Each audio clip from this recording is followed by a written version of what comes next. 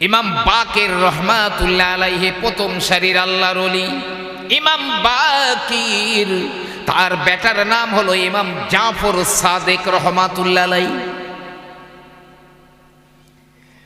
ইমাম বাকি তার বেটা জাফর সাদেককে বললেন, ও বেটা জাফর, আমি তোমার পিতা, আমি তোমাকে বলি বাবা, 5 প্রকার মানুষের সঙ্গে যেন বন্ধুত্ব করবে না। খুব মন দিয়ে শুনবেন, আমার এই একটুখানি ব্রেনের কথা নয়। ইমাম বাকের রহমাতুল্লাহ আলাইহি তার বেটা হযরতে জাফর সাদেক রহমাতুল্লাহ আলাইহিকে বলছেন, নবীর আওলাদ গো, এই যা বলছি এই পরস্পর সব নবীর আওলাদ। ইমাম বাকের বলেন, ও বাবা জাফর, 5 প্রকার মানুষের সঙ্গে যেন বন্ধুত্ব করবে না। 1 নম্বরে, বাবা তুমি কোনো মিথ্যাবাদীর সঙ্গে যেন বন্ধুত্ব করবে না। আমি ইমাম বাকির বলি, এই 5 প্রকার মানুষ তুমি যখন চোখে দেখবে, রাস্তায় যেতে যেতে এই 5 প্রকার মানুষ যখন দেখবে, তুমি তাদের এড়িয়ে চলে যেও, ওদের সঙ্গেই যেন মিশো না, কথা বলো না। ইমাম জাফর সাদেক বললেন, আব্বা ওই 5 জনা কারা? 1 নম্বরে বললেন, মিথ্যাবাদীর সঙ্গে বন্ধুত্ব করো না, ওরা দূরকে নিকট বানিয়ে দেবে আর নিকটকে দূর বানিয়ে তোমাকে ফাঁসিয়ে ফেলবে, ঠিক তোমাকে ফাঁসিয়ে দেবে। মিথ্যাবাদী যে লোক মিথ্যা কথা বলে, 40 দিন ওই মিথ্যার এত দুর্গন্ধ, যদি আমরা নাকে মানে একটু অনুভব করতে পারতাম শুকে মিথ্যার দুর্গন্ধ, তাহলে মরা পচা জন্তুর চাইতেও আরো অনেক বেশি গন্ধ, এত দুর্গন্ধ।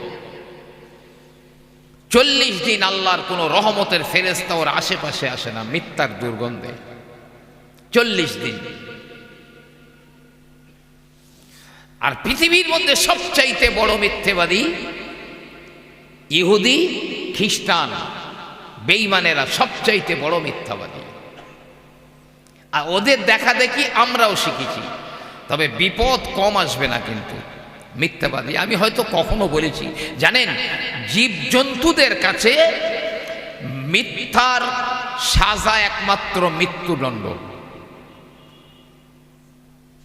আমরা তো শ্রেষ্ঠ মানুষ, কিন্তু যারা জীবজন্তু, একটা ক্ষুদ্র পিপিলিকা, কখনো শুনে থাকবে না, ক্ষুদ্র পিপিলিকা, তার জ্ঞানে মিথ্যাবাদীর সাজা হলো মৃত্যুদণ্ড। পীর জুলফিকার আহমদ নকশবন্দি লিখছেন, এক জায়গায় একটা ফড়িংয়ের ঠ্যাং পড়েছিল, ফড়িংয়ের ঠ্যাং। আমাদের বাড়িতে দেখবেন কোনো একটা খাদ্যের টুকরা যদি পড়ে থাকে, অনেক পিঁপড়ে ঘুরে বেড়ায়, তো একটা পিঁপড়ে খাদ্যটা পেয়ে গেল, পেয়ে ও সাধ্য মতো চেষ্টা করছে ওটা টেনে নিয়ে যাবে, কিন্তু ওর শক্তিতে কুলাচ্ছে না।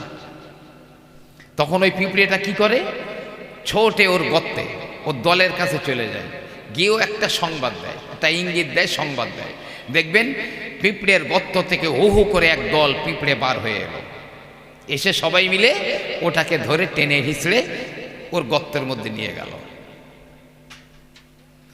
যে এই পিঁপড়েটা অত্যন্ত বিশ্বস্ত হতে হবে, কারণ আমার নবী বলেছে, কোনো ফাসিক, কোনো কাফের, কোনো বেঈমান, এরা যদি কোনো বিষয়ের সাক্ষী দেয় তো এদের সাক্ষী কবুল হবে না, গ্রান্টেড হবে না।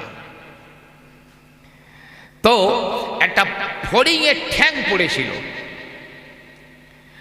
এখন একটা পিঁপড়ে ওইটাকে পেয়েছে, পেয়ে খুব চেষ্টা করেছে টেনে নিয়ে যাওয়ার জন্য, কিন্তু পাচ্ছে না।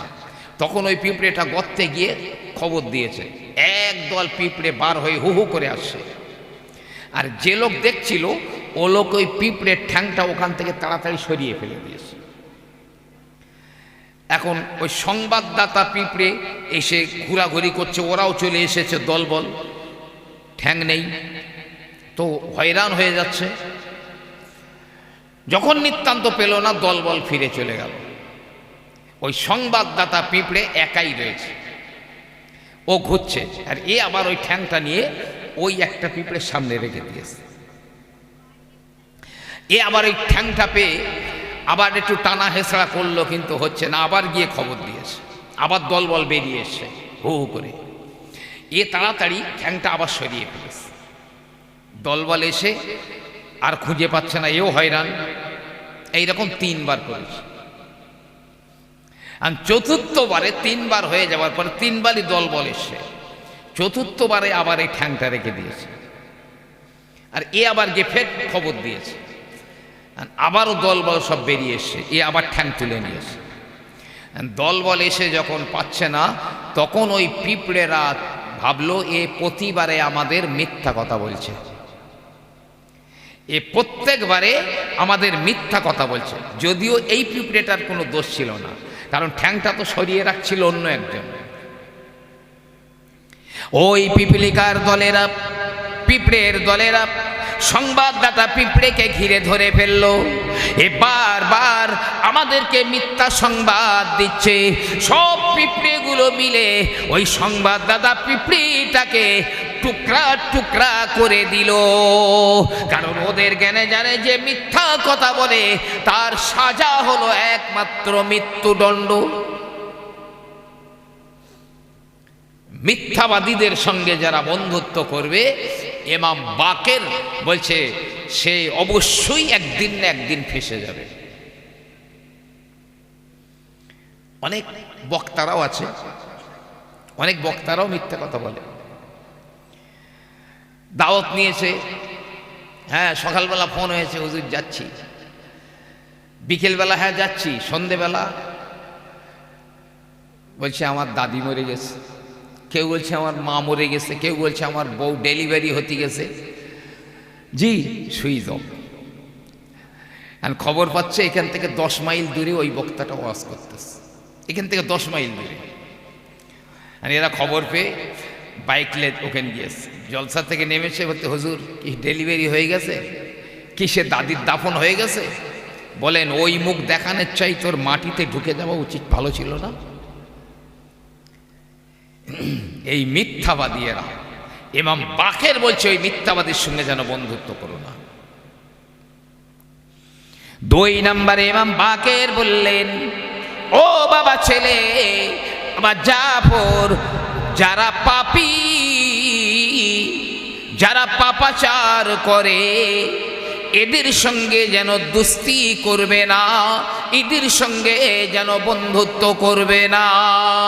ও তার নিজের পাপের ভিতরে তোমাকেও জড়িয়ে ফেলবে, তোমার ইহকাল ক্ষয় করে দিবে, তোমাকে গাঁজার মাঠে নিয়ে যাবে, তোমাকে হিরোইনের মাঠে নিয়ে যাবে, তোমাকে তাসের ময়দানে নিয়ে যাবে, তোমাকে জুয়ার আড্ডায় নিয়ে যাবে, তোমাকে মদের আড্ডায় নিয়ে নেয়, গানের আড্ডায় নিয়ে তোমার কাল আর ওকাল ধ্বংস করে দেবে।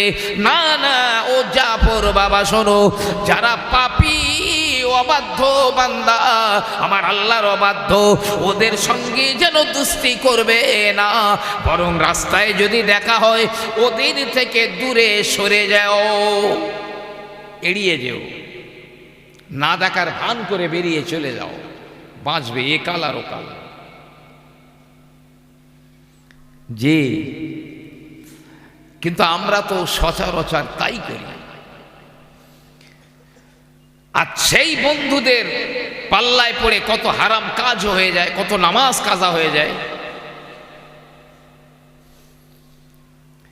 খুব বড় মাপের আল্লাহর ওলির কথা বলছি। 3 নম্বরে ইমামে বাকির তিনি বললেন, শোনো বাবা, যে নিরক্ষর, এই নিরক্ষর মানুষদের সঙ্গে যেন বন্ধুত্ব করো না, নিয়মিত বন্ধুত্ব করবে না। একদিন অবশ্যই তুমি যে কোনো মূল্যে ফেঁসে যাবে, ইহকালে ফেঁসে যাবে, পরকালেও তুমি ফেঁসে যাবে। যারা একদম নিরক্ষর, এই নিরক্ষর মানুষগুলো এই জ্ঞানী জ্ঞানী মানুষরা বলেছেন জানেন, যে একটা জ্ঞানী মানুষের সঙ্গে জাহান্নামে যাওয়া ভালো, তো একটা নিরক্ষর মানুষের সঙ্গে জান্নাতে যাওয়া ভালো না। কোনো শত্রুর সঙ্গে, যে শত্রু জ্ঞানী, এই জ্ঞানী শত্রুর সঙ্গে জাহান্নামে যাওয়া ভালো, তো কোনো নিরক্ষর পাপী এই রকম বন্ধুর সঙ্গে জান্নাতে যাওয়া ভালো না। ইমাম বাকের বলছেন, কারণ এই নিরক্ষরতা এটা একটা বড় অভিশাপ। আমার নবী পাক এই সাক্ষরতার প্রয়াস চালিয়েছিলেন যারা যুদ্ধবন্দী হয়েছিলেন, যারা যুদ্ধ মুক্তিপণ দিতে পারেনি। নবী বলেছিলেন, তোমাদের মুক্তিপণ হলো আমাদের মধ্যে যারা নিরক্ষর তাদের আক্ষরিক জ্ঞান শিক্ষা দাও, ওটাই তোমাদের মুক্তিপণ। সাক্ষরতা আজ হয়নি, আমার নবী এই সাক্ষরতা করে গেছে। ইমাম বাকের বলছেন, হে বাবা জাফর, তারপরের নাম্বারে হলো নির্বোধ। যারা নির্বোধ মানুষের সঙ্গে তুমি যেন দোস্তি করো না। জ্ঞান কাণ্ঠহীন যে নির্বোধ এমন মানুষের সঙ্গে দোস্তি করো না, সমাজে লজ্জিত হয়ে যাবে। ও একদিন হয়তো বা তোমার কোনো গোপন কথা মানুষের সামনে প্রকাশ করে দেবে, বিপদের সময় তোমার উল্টো গান গাইবে, তোমাকে চরম বিপদের ভিতরে ফেলে দেবে।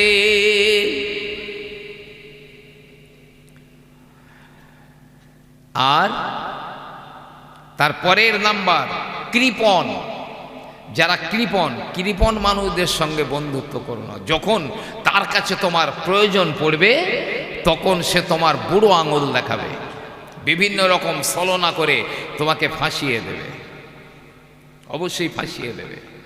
বন্ধুত্ব করবার আগে জি একজন সাহাবা নবী পাকের কাছে এসে বলছে, ইয়া রাসূলুল্লাহ, অমুক লোকটা বিশাল ভালো, বিশাল ভালো।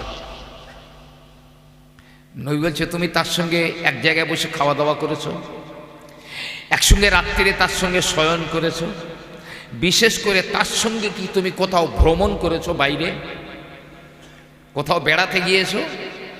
না ইয়া রাসূলুল্লাহ। নবী বললে, তাহলে তুমি কিভাবে বলছো যে অমুক এত ভালো, এত ভালো?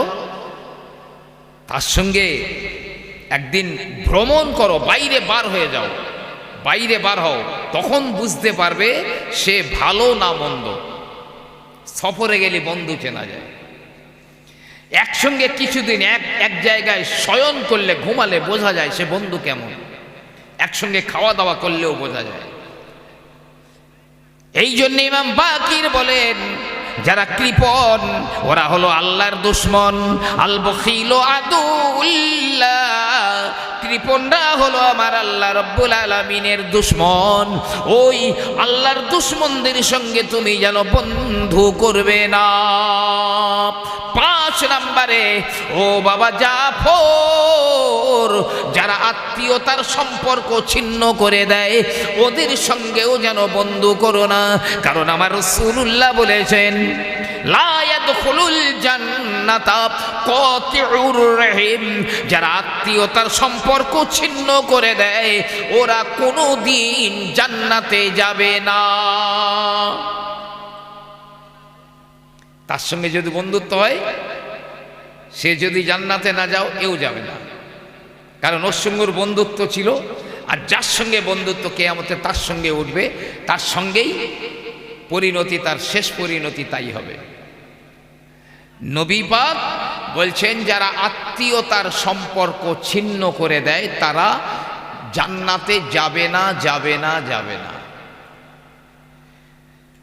জি প্রতিবেশী আমরা অনেকে দেইজি বলি বা প্রতিবেশী বলি। তা প্রতিবেশী কারা আমাদের? সে হিন্দু হতে পারে, মুসলমান হতে পারে, যে কোনো ধর্মের হতে পারে। প্রতিবেশী একটা আলাদা জিনিস। আমার বাড়ির পূর্ব দিকে 40 ঘর, পশ্চিমে 40 ঘর, সামনে 40, পিছনে 40, এই 40 ঘর করে এরা হলো আমার প্রতিবেশী। এরা আমার প্রতিবেশী। আমাদের ইমামে আযম আবু হানিফা রাহমাতুল্লাহ আলাইহি, জি, তার এক প্রতিবেশী প্রত্যেক দিন ইমাম আজমের সকালবেলা উঠবার আগে হুজুরের ঘরের দরজায় পায়খানা করে যেত, এক গাদা পায়খানা করে যেত। আর হুজুরের ভক্ত মুরিদরা আসবার আগে ইমামে আজম তাড়াতাড়ি তা পরিষ্কার করে ফেলতেন। মুরিদরা এসে কিছু বুঝতে পারত না,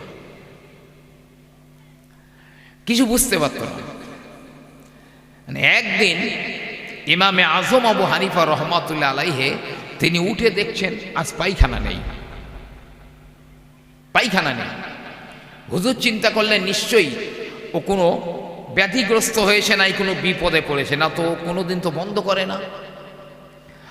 ইমামে আজম তার বাড়িতে গেছেন, বাড়িতে গিয়ে খবর পাচ্ছেন পুলিশ ধরে নিয়ে গেছে, জেলখানায় ভরে দিয়েছে। ইমামে আজম আবু হানিফা রাহমাতুল্লাহ আলাইহি তিনি চলে গেলেন জেল সুপারের কাছে চলে গেলেন। জেল সুপার হুড়মুড় করে দাঁড়িয়ে বলে, হুজুর কি ব্যাপার, আপনি কেন এখানে এলেন? ইমামে আজম বলেন, বাবা আমার এক প্রতিবেশী, তাকে পুলিশ ধরে জেলখানার ভিতরে দিয়েছে, ওর সুপারিশ করার জন্যে আমি এসেছি। হুজুর আপনার আসবার দরকার ছিল না, আপনি একটু কাউকে খবর দিলে আমি ওকে ছেড়ে দিতাম। জি, কিয়ামতের একটা আলামত এটা হলো ওই সময় মানুষেরা একে অপরকে সামনাসামনি খুব ভালোবাসা দেখাবে, মহব্বত দেখাবে, কিন্তু ভিতরে শত্রুতা করবে, দুশ্মনী করবে।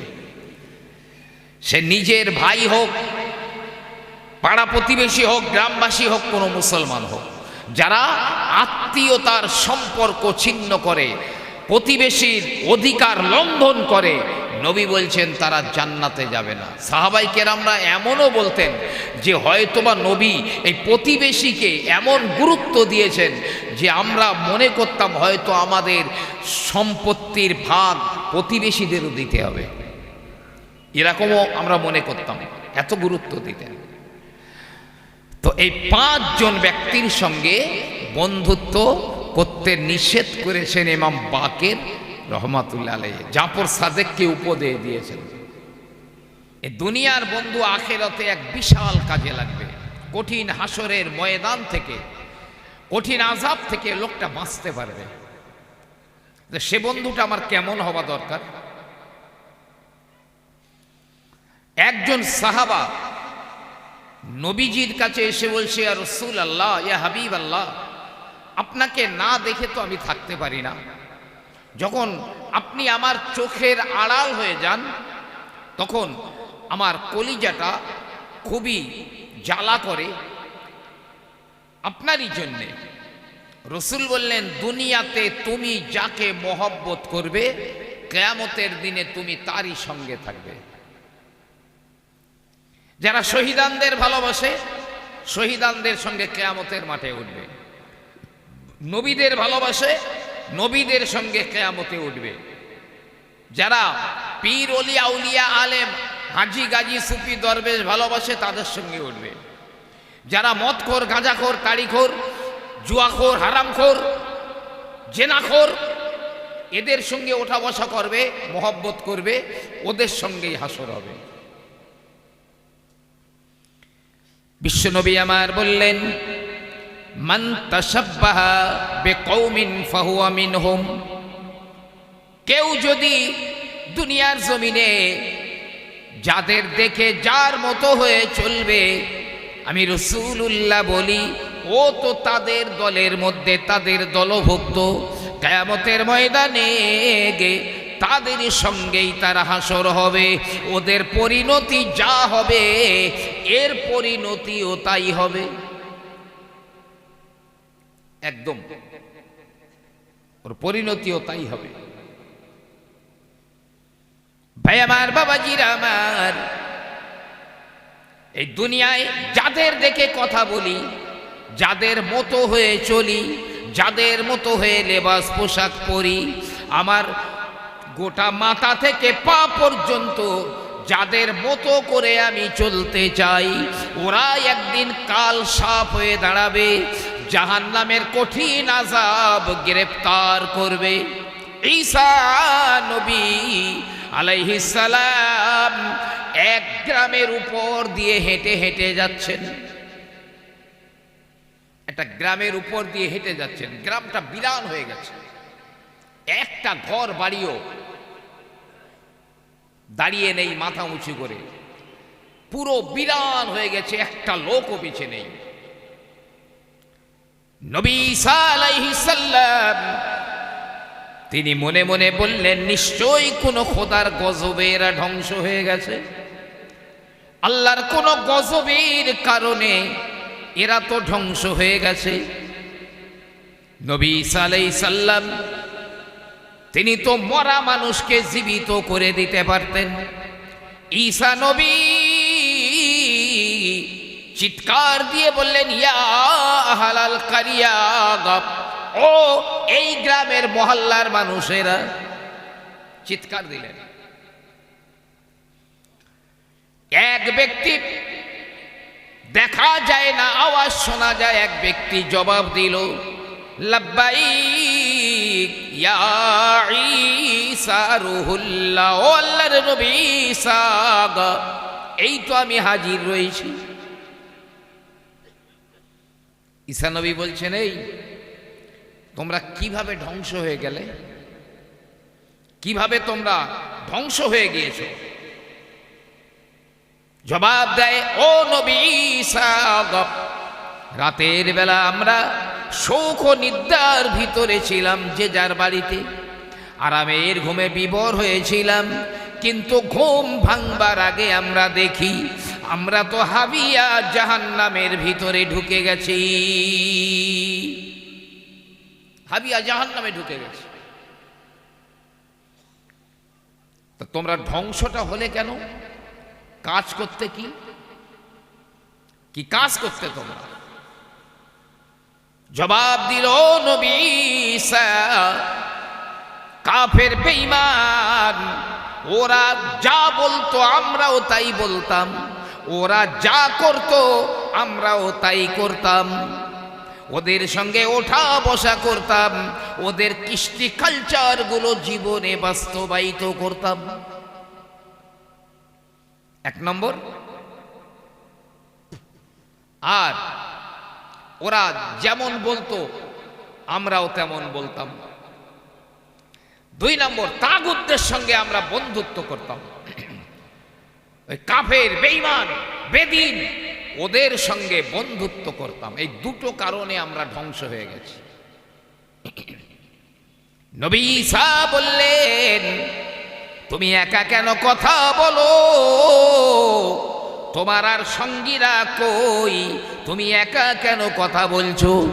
বলে, ওগো আল্লাহর নবী ঈসা, ওরা সবাই হাবিয়া জাহান্নামের ভিতরে রয়েছে, ওদের মুখে আগুনের লাগাম পরানো আছে, বড় বড় আগুনের চাই, আগুনের দলার নিচে ওরা দাফন হয়ে রয়েছে।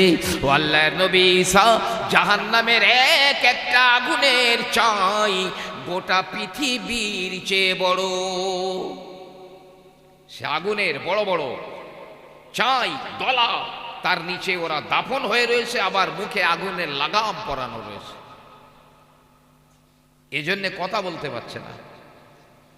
এই তোমার মুখে আগুনের লাগাম পরানো নেই? তুমি আগুনের বড় চায়ের মধ্যে দাফন হয়ে নেই?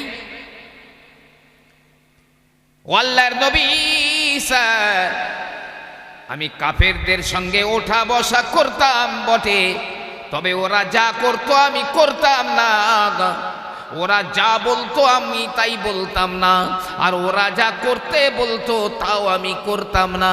এই কারণে আমার আল্লাহ পাক এই হাবিয়ার দরজায় আমাকে দাঁড় করিয়ে রেখে দিয়েছেন। জানি না আমার আল্লাহ আমাকে ক্ষমা করবেন না আমাকেও হাবিয়া জাহান্নামের ভিতরে দিবেন। আছি কোথায় আমরা? দুনিয়ার বন্ধু একটা বড় বড় সম্পদ ঈমানদারদের জন্য।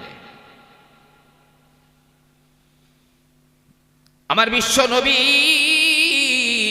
বললেন, মান আহাব্বা লিল্লাহি, আল্লাহর জন্য যারা বন্ধুত্ব করে, ও আবগদা লিল্লাহি, আবার আল্লাহর জন্যই যারা শত্রুতা একে অপরের সঙ্গে পোষণ করে। সেই হাদিস, মান আহাব্বা লিল্লাহি, আল্লাহর জন্য যারা ভালোবাসা করে, বন্ধুত্ব করে, দুস্তি করে, ও আবগদা লিল্লাহি, আবার আল্লাহর জন্য কারো সঙ্গে দুশ্মনী রাখে, ও আতা লিল্লাহি, আল্লাহর জন্য দান করে, ও মানা লিল্লাহি, আবার আল্লাহর জন্য দানের হাতকে সংকুচিত করে নেয়, ফাকাদ ইস্তাকমালাল ঈমান, ওই ব্যক্তি তো তার ঈমানটা পরিপূর্ণ হয়ে গেল, ঈমানটাকে মুকাম্মাল করে নিল। সামনে বড়দিন আসছে না, 31st নাইট আছে না বড়দিন। বাজারে বাজারে তো ঢালা কেক বিক্রি হচ্ছে, বড়দিনের কেক। ওই কেকের ভিতরে কত হাজার মুসলমান কাটটা বেঈমান হয়ে যাবে, তার কোনো ইয়াত্তা নেই, তার কোনো ইয়াত্তা নেই। যে মুসলমানদের জন্যে বড়দিন বলেন, 31st নাইট বলেন, এ পালন করা হারাম, হারাম, হারাম। কিয়ামতে মুসলমানদের কাতারে দাঁড়াবে না ও। বড়দিনের উদ্দেশ্য করে খুশি হয়, আনন্দ করে, পিকনিক করতে যায়, কেক এনে বড়দিনের কেক খায়।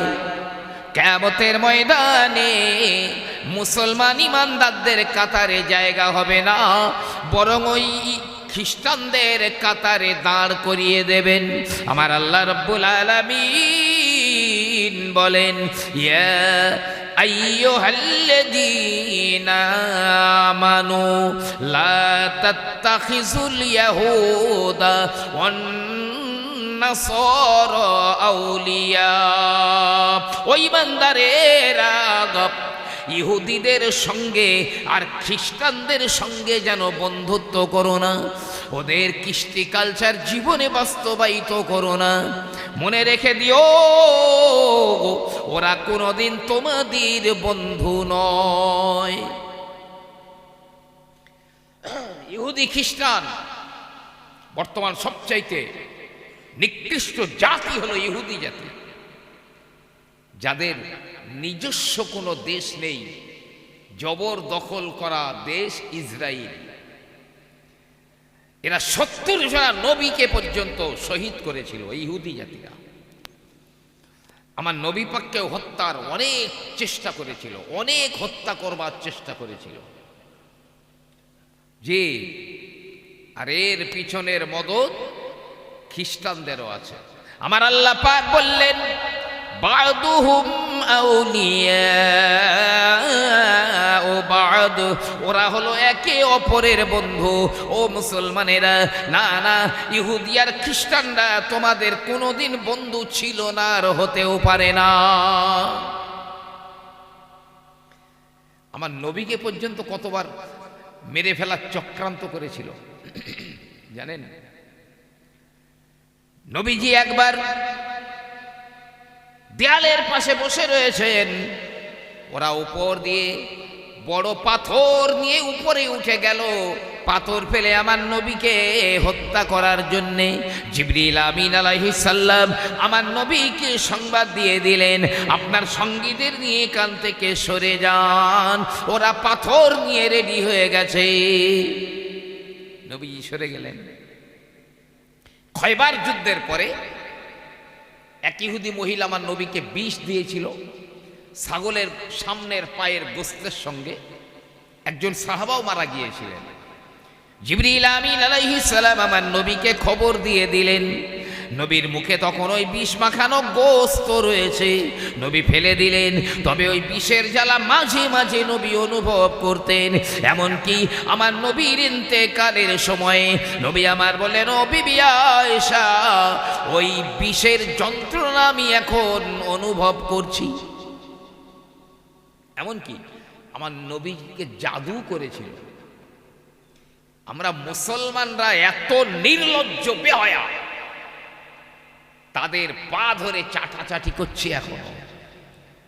বড়দিনের আনন্দ, 31st নাইটের আনন্দ, ছি ছি, ওর ইমানে প্যারালিসিস হয়ে শেষ হয়ে যাবে, ইমান থাকবে না। একজন পীর সাহেব, দরবেশ সাহেব, সে আমার অমুসলিম ভাইদের যেদিন হোলির দিন, সেই দিন এক দরবেশ সাহেব বাইরে বার হয়েছেন, রাস্তা দিয়ে যাচ্ছেন। যেতে যেতে দেখছে রাস্তার ধারে একটা গাধা। তো এই দরবেশ সাহেব গাধাটাকে বলছে, গাধা, আজকের এই হোলির দিনে তোর গায়ে কেউ রং দেয়নি, আয় আমি একটু তোর দিয়ে দেই। পান খাচ্ছিল দরবেশ সাহেব, পানের পিক ফেলে দিল গাধার গায়ে, এই আয় আমি তোকে একটু রং লাগিয়ে দেই বলে পানের পিক ফেলে দিল। দরবেশ সাহেব যখন মারা গেল,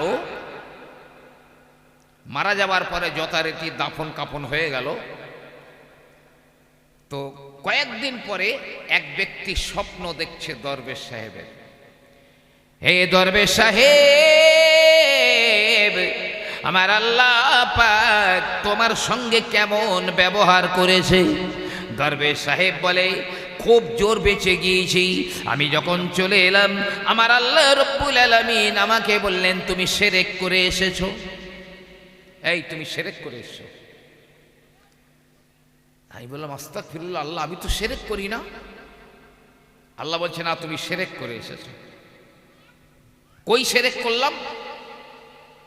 আল্লাহ বলে, হোলির দিনে একদিন তুমি এক গাধার গায়ে, গাধাকে বলেছিলে না তোর গায়ে কেউ রং দেয়নি, আয় আমি একটু দিয়ে দেই বলে পানের পিক ফেলেছিলে।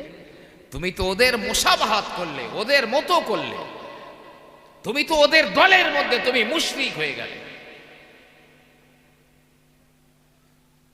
কিন্তু আমার আল্লাহ পাক বড় মেহেরবান হয়ে আমাকে ক্ষমা করে দিয়েছেন, তবে আমি ধরা পড়ে গিয়েছিলাম প্রায়। এই বড়দিনকে কেন্দ্র করে ও মুসলমানেরা, কত হাজার হাজার এই মুসলমান নামের বাচ্চারা বেঈমান হয়ে যাবে, কাফের হয়ে যাবে। না না না, দুস্তি যদি করতে হয়, কারো কথা যদি মেনে চলতে হয়, কারো ফলো করে যদি আমাদের চলতে হয়, আমার আল্লাহ সার্টিফাই করেছেন ইন্নাকা লাআলা খুলুকিন আযীম। ও নবী আমার, আমি আপনাকে উত্তম চরিত্র দান করেছি, আমার নবীকে মডেল বানাও, আমার নবীর দেখে জীবন পরিচালিত করো। না না, বেঁচে যাবে, বেঁচে যাবে। আল্লাহর জন্যে মহাব্বত করো, আল্লাহর জন্যে দুশ্মনী করো, আল্লাহর জন্যে দান করো, আবার আল্লাহর জন্যে হাত গুটিয়ে নাও, বেঁচে যাবে অন্তত। আমাদের কাজ কারবার কি ইহুদিদের মতো, খ্রিস্টানদের মতো, বেঈমান কাফেরদের মতো? রব্বুল আলামিন বলেন, লা ইয়াত্তাখিযিল মুমিনিনাল কাফিরিনা আউলিয়া মিন দুনিল মুমিনিন। ও ঈমানদারেরা, কোন কাফিরের সঙ্গে তুমি দুস্তি করো না, কোন কাফেরের সঙ্গে যেন তুমি বন্ধুত্ব করো না। ওমাইয়া ফাল যালিকা, কেউ যদি কোন কাফেরের সঙ্গে আর কোন বেঈমানদের সঙ্গে যদি দুস্তি করে, তাহলে আমার আল্লাহ পাক বললেন, না না, আমি আল্লাহ পাক আমার জিম্মা তাকে ছেড়ে দিলাম। ও কোথায় খানে খারাপে যাবে, ও কোথায় ধ্বংস হয়ে যাবে, আমি আল্লাহ রব্বুল আলামিন দেখি না। আল্লাহওয়ালাদের সঙ্গে দুস্তি করলে লাভ কি জানেন? কুকুর মানুষ হয়ে যায়। আল্লাহওয়ালাদের সঙ্গে যদি দুস্তি করে কোনো কুকুরও, সে কুকুর মানুষ হয়ে যায়, কুকুর থাকে না। যে আসহাবে কাহাবের কুকুর, যার নাম ছিল কিতমির, তারতুস শহরে দাকিয়ানুস বলে একজন বাদশা ছিল। এই বাদশা বড় অত্যাচারী ছিল। যুদ্ধের ময়দানে কয়েকজন মুসলমান ইমানদার যুবরাজ বন্দী হয়ে গেল। আর ওই দাকিয়ানুস বাদশা দেশের মানুষগুলোর কাছ থেকে নিজের পূজা নিত, সেজদা করিয়ে নিত এমনি করে, কিন্তু এই আল্লাহওয়ালারা দাকিয়ানুসকে সাজদা তো দিত না। আর এই বাদশাহ এই ইমানদার শাহজাদাগুলোকে নিজের শৌচ কার্যে নিয়োজিত করেছিল। জি, শেষবেশ বাদশা যখন জানতে পারলো, এদের শাস্তির ব্যবস্থা করলো। শাস্তি হয় মানে এদের শুলে চড়ানো হবে। এই শাহজাদাগুলো তারা বলল, এই জালেম বাদশার দেশে আমরা থাকবো না, এই অত্যাচারী এই মুশরিক বেদিন রাজার আন্ডারে থাকবো না। একদিন গোপনে গোপনে তারা বেরিয়ে পালিয়ে গেল। রাস্তায় যেতে যেতে কোনো কৃষকের সঙ্গে দেখা হলো। সে বলল, আপনারাও যদি না থাকেন আমিও থাকবো না, আমি এই অত্যাচারী জালেম বাদশার দেশ থেকে বেরিয়ে যাব। যেতে যেতে একজন রাখালের সঙ্গে দেখা হলো। রাখাল বলে, আমিও থাকবো না, ও আল্লাহর বা ইমানদার বান্দারা, আমিও আপনাদের সঙ্গে যেতে চাই। যেতে যেতে বেশ কয়েকজন হয়ে গেল, কিন্তু শেষ বেশ একটা কুকুর তাদের পিছু নিল। এই আল্লাহওয়ালাদের পিছু নিল একটা কুকুর। কুকুরটার নাম ছিল কিতমির। এই এদের নামগুলো আমি বলছি শোনেন: মাকসালিনা, মাসলিনা, মারনুস, দাবারনুস, সাজনুস, কাফসত্তৌস, ইয়ামলিখা। এই 7 জনা, আর ওদের কুকুর কিতমির 8 জনা। সূরা কাহফের মধ্যে এই কুকুরটার সম্পর্কে আল্লাহ আলোচনা করেছেন।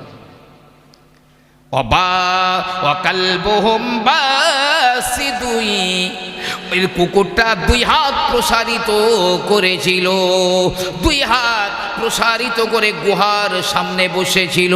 কুকুর পেছনে পিছনে যায়, শাহজাদারা ওই দলটা কুকুর তাড়িয়ে দেয়। কুকুর যদি থাকে তো গন্ডগোল হয়ে যাবে, বিপদ হয়ে যাবে, কুকুর ডাকাডাকি করবে।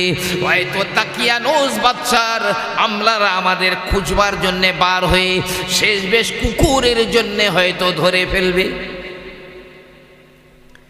মার দিচ্ছে কুকুরটারে, কিন্তু কুকুর যাচ্ছে না, ঠ্যাং খোড়া হয়ে গেছে, পা ভেঙে গেছে। কুকুর বলে, রব্বুল আলামিন, আমার উদ্দেশ্য খারাপ নয় আল্লাহ, আমি আল্লাহওয়ালাদের সঙ্গে থাকতে চাই, আমি আল্লাহওয়ালাদের সঙ্গে দুস্তি করতে চাই। আমার জবানে একবার ভাষা দাও, আমি একবার ওদের আমার কথাটা বলে দিই। আল্লাহ জবানে ভাষা দিলেন। কুকুর বলে, হে আল্লাহর নেক বান্দারা, আপনারাও জালিম বাদশার দেশে থাকবেন না, আমিও থাকবো না। আমি আল্লাহওয়ালাদের সঙ্গী হতে চাই, আমি আপনাদের সঙ্গী হতে চাই।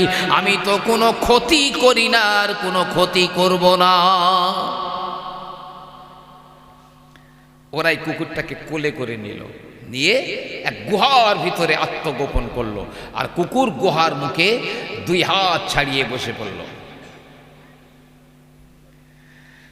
জি, কিতাবে এসে এই কুকুরটা জান্নাতে যাবে। কিয়ামতের দিনে দুনিয়ার কোনো কুকুর জান্নাতে যাবে না, তবে এই কুকুরটা কুকুরের চেহারা নিয়েও জান্নাতে যাবে না। আমার আল্লাহ রব্বুল আলামিন বলবেন, যে আমার আল্লাহওয়ালাদের সঙ্গে দুস্তি করে, ভালোবাসে, আমার আল্লাহওয়ালাদের সঙ্গী হয়ে যায়, আমার নেক ইমানদার বান্দাদের সঙ্গী হয়ে যায়, আমি আল্লাহ রব্বুল আলামিন ও কুকুর বলে কি আমি ওকে মানুষের চেহারা দিয়ে দিলাম। সঙ্গে সঙ্গে ওই কুকুরটা মানুষের মতো চেহারা হয়ে যাবে।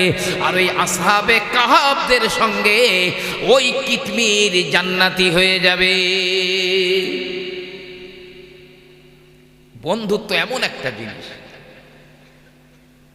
কিয়ামতের ময়দানে আমার আল্লাহ রাব্বুল আলামিন কাউকে ক্ষমা করতে চাইবেন। আমার আল্লাহ বলবেন, হে বান্দা বল তুই নিজে আলেম নাকি? না আল্লাহ আমি আলেম না। এই তো ছেলে মেয়েদের মধ্যে কি ভাইদের মধ্যে কেউ আলেম আছে? না আল্লাহ নেই। এই তোর ফ্যামিলির মধ্যে কুটুম্ব আত্মীয়দের মধ্যে কোনো আলেম আছে? না আল্লাহ তাও নেই। এই তোর কোনো বন্ধু আলেম আছে? আল্লাহ কিয়ামতের দিনে জিজ্ঞেস করবেন, এই তোর কোনো বন্ধু কি আলেম আছে? আল্লাহ না তাও নেই। অথচ আল্লাহ চাইছেন ওকে ক্ষমা করবেন। আচ্ছা এই তোর বন্ধু যারা, তাদের সঙ্গে কি কোনো আলেমের সম্পর্ক আছে, দোস্তি আছে? তোর যারা বন্ধু তাদের মধ্যে তো আলেম নেই, তা তোর বন্ধুদের সঙ্গে কোনো আলেমের বন্ধুত্ব আছে? বলবে হ্যাঁ আল্লাহ আমার এক বন্ধুর সঙ্গে এক আলেমের ভালো সম্পর্ক আছে। রব্বুল আলামিন বলবেন, বান্দা রে তুই যদিও আলেম নোস, তোর পরিবার পরিজনদের ভিতরে আলেম কেউ নাই, তোর আপনজনদের ভিতরেও নাই, তোর বন্ধুদের ভিতরেও নাই, তবে তোর বন্ধুর সঙ্গে এক আলেমের বন্ধুত্ব ছিল। আমি আল্লাহ পাক ওই ওসিলায় তোকে ক্ষমা করে দিলাম। জি, ভালো মানুষদের পাশে বসেন। আপনি যদি আতর নাও মাখেন, আতর ওয়ালার পাশে, আতরের ডিব্বার পাশে যদি শুধু বসে থাকেন, ওই খুশবু উড়ে উড়ে গায়ে লেগে আপনার দেহটা আতরের মতো সুগন্ধ হয়ে যাবে। আর পায়খানা যদিও কেউ নাও মাখে, পায়খানার চেম্বারের পাশে যদি শুধু বসে থাকে, ওই গন্ধ বার হয়ে হয়ে ওর গাটাও পায়খানার মতো গন্ধ হয়ে যাবে। কবি কি সুন্দর বলছেন, সোহবতে বা এক জমানা আউলিয়া বেহতেরে আজ সদ সালাতে বেরিয়া। কেউ যদি কোনো আল্লাহর প্রিয় বান্দার নিকটে, কোনো ভালো ইমানদার আলেম, কোনো হাক্কানি পীরের নিকটে যদি একটুখানি সময় ব্যয় করে, সামান্য একটুখানি সময়, 1 মিনিট 2 মিনিট 5 মিনিট সময় ব্যয় করে, তাহলে 100 বছর বিনা রিয়া, মানে লোক দেখানো নয়, বেরিয়া ইবাদত করলে যত মানে নেকি হয়, নেকি অর্জন হয়, তার চাইতেও আল্লাহওয়ালা মানুষদের পাশে একটুখানি বসলে তার চাইতে বেশি লাভ হয়। সুবহানাল্লাহ। ওজন করেন কথাটা। কেউ মাওলানা আশরাফ আলী থানভী সাহেব রহমাতুল্লাহ আলাইহিকে জিজ্ঞাসা করেছিলেন যে হুজুর এই একজন ভালো মানুষের পাশে একটুখানি সময় বসবে, তাই 100 বছর বেরিয়া ইবাদতের সওয়াবের চাইতেও ভালো কাজ, বাড়াবাড়ি হয়ে গেল না? মাওলানা আশরাফ আলী থানভী সাহেব বসিরহাটের আল্লামা রুহুল আমিন রহমাতুল্লাহ আলাইহি, তিনিও তাকে বলেছেন হাকিমুল উম্মত। এই হাকিমুল উম্মত তিনি বলছেন, ভাই উনি তো ওইরকম বলেছেন, তা আমি তো ওইরকম বলি না, তা আপনি কি রকম বলেন? মাওলানা আশরাফ আলী থানভী সাহেব রহমাতুল্লাহ বললেন, এক জামানা সোহবতে বা আউলিয়া বেহতেরে আজ লাখ সালাতে বেরিয়া। অল্প একটুখানি সময় যদি আল্লাহর মাহবুব বান্দাদের নিকটে একটুখানি বসে, তাহলে 100 বছর নয় বরং 1 লক্ষ বছর বেরিয়া ইবাদত করার চাইতেও ভালো কাজ করলো। 1 লাখ বছর। জি, আসহাবে কাহাফের কুকুর শুধু আল্লাহওয়ালাদের সঙ্গী হবার জন্যে তাদের ভালোবাসার কারণে সে জান্নাতে যাবে, তাও মানুষের রূপ নিয়ে, কুকুরের রূপ থাকবে না। এ সোহবত এমন একটা জিনিস, কুত্তাকে মানুষ বানিয়ে দেয়, জান্নাতি বানিয়ে দেয়। আরে কত বন্ধু যে দুনিয়ায় আখেরাতে ধ্বংস করে ফেলবে তার বন্ধুকে, তার কোনো ইয়াত্তা নেই। ভাই আমার, বাবাজিরা আমার,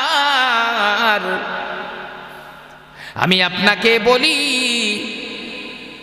ইমাম বাকের রহমাতুল্লাহ আলাইহি প্রথম সারির আল্লাহর ওলি ইমাম বাকির